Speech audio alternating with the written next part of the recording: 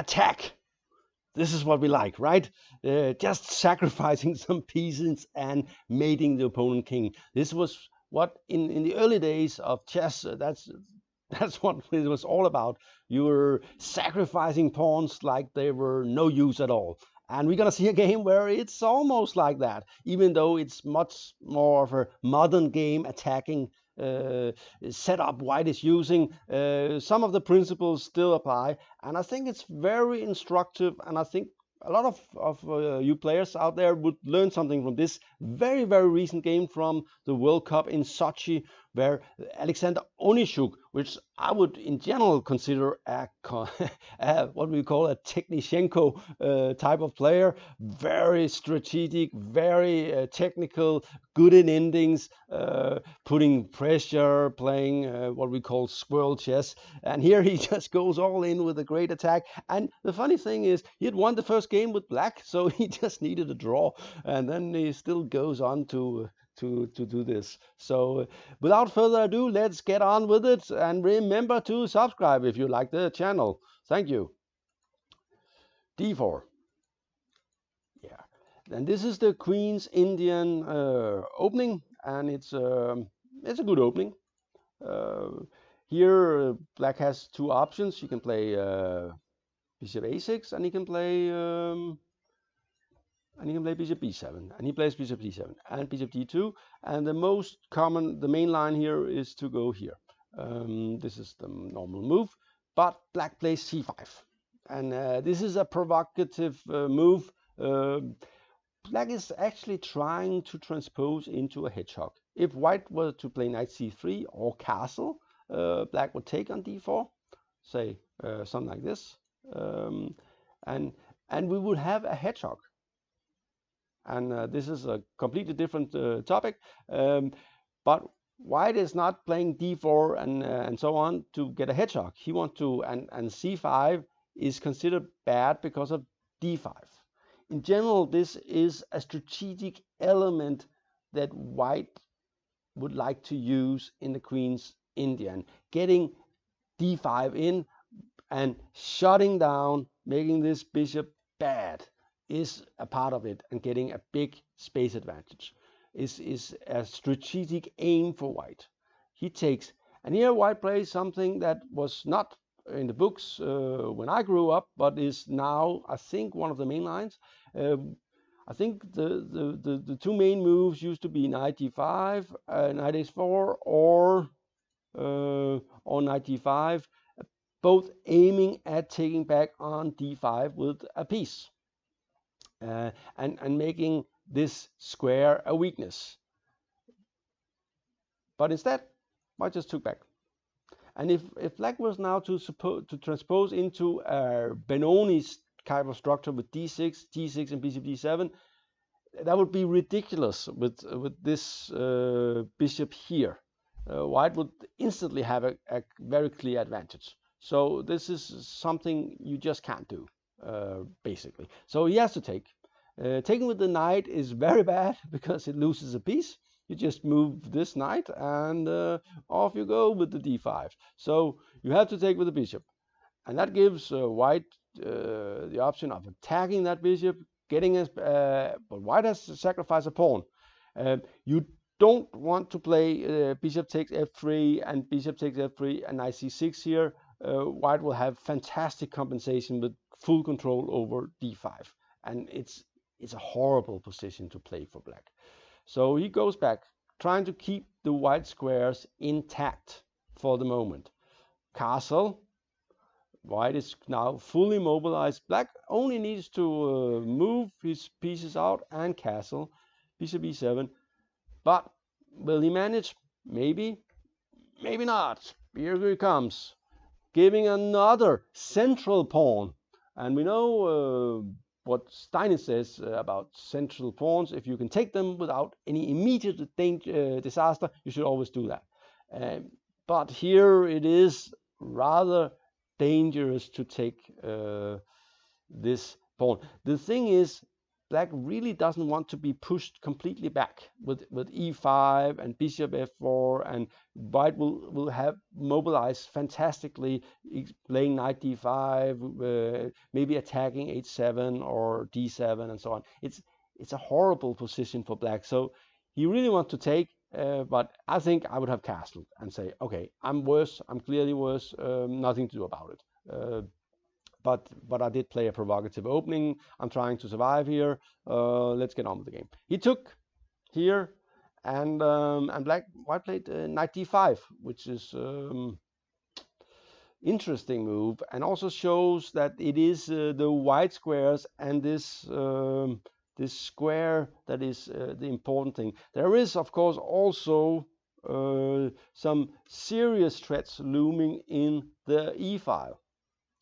And black made well, to be honest, it's the final mistake. He plays d6. And the problem with that move is that it weakens the white squares. It especially weakens this bishop.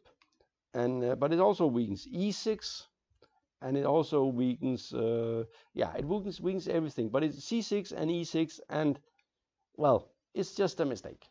And we can see that you really want that bishop to be covered. So black should play, grind his teeth, play f5 and say, okay, it sucks, I don't like it. White would play 95, and it is better for white for sure. But okay, I'm not dead yet. So as long as I can breathe a little, I might survive. But d6, rook e1.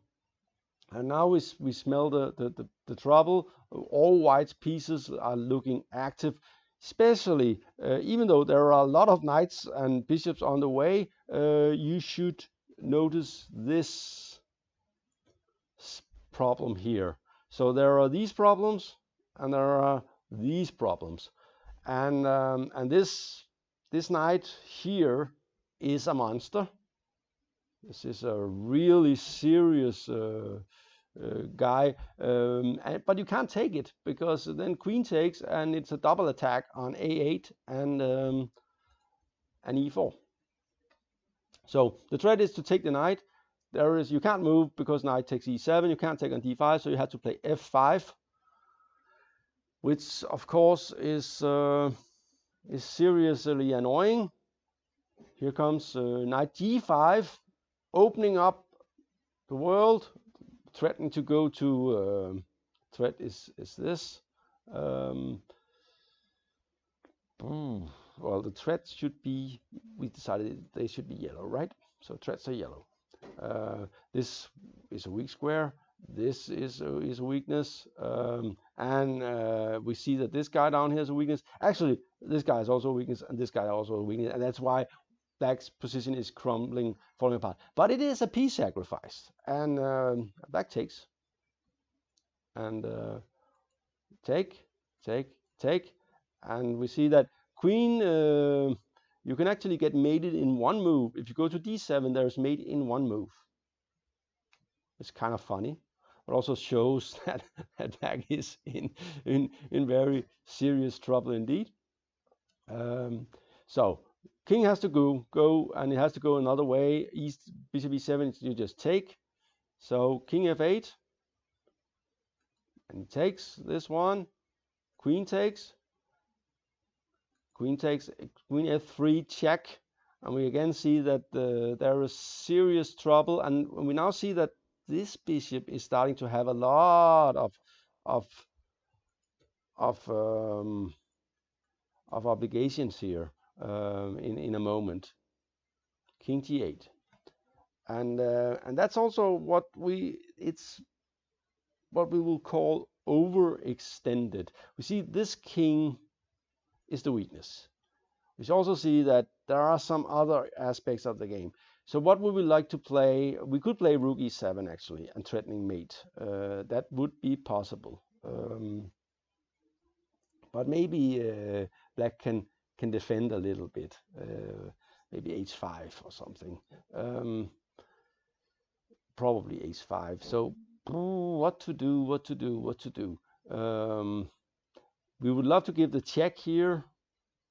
We would also like to play something like getting the other guy into the game. This with this threat. But that allows black to play the freeing move h5. And the king will run out. It may still be good for white, but it's a bit murky. But we sense that, okay, there are some problems here for black. There are some problems on this diagonal, and there are some problems on maybe this diagonal, and then there are some serious problems on this square. So this bishop is not threatening to take anything, then it's mate in 1. Okay, but the queen is a bit annoying because the queen is actually, and that's a threat. That's a serious threat. It's threatening to take the knight. Maybe. Or is it? No, it's not threatening to take the knight because rook e8. But what about if we move the queen? Because so here comes. And this is an amazing move of removing the defender. The queen was sort of helping the king. And why not just move it out of the way?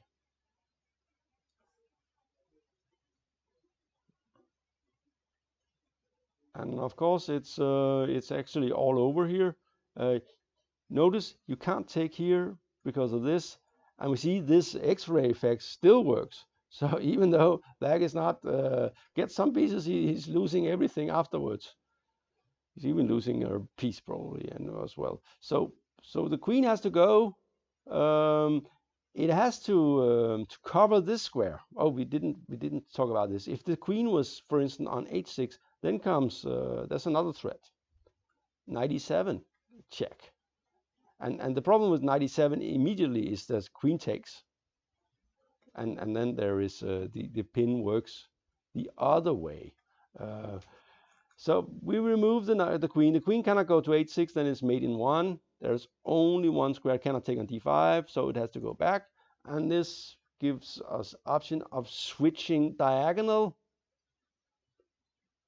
in a moment. First, rook e7, threatening mate on f7.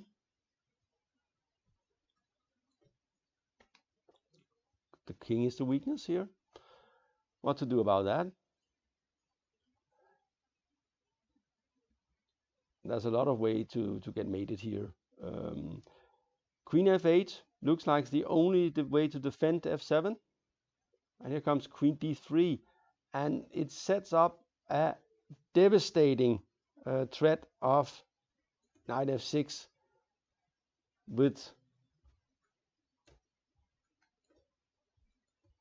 and it's dead. And you can look a little bit at this position and see that there is no way to defend this. It's just over. Of course, you can take on e7. That is hopeless, but it's the best choice you have. But of course, white is completely winning. So Akar Ali Salih resigned here, and Onischuk would have. Well, I guess he can be quite happy with this game. It was a very nice game. And also very instructive for the way white conducted his attack. Not afraid to sacrifice material, just going for it, using the pins and diagonals, and then the queen was overextended, had to go back, and he allowed him to switch diagonal, and finally black's king could not survive anymore. You see that no matter what black does, knight f6 is coming. Except for queen takes f7 or queen f7, which is of course hopeless. So black resigned. This was GM Talks. Thank you for watching.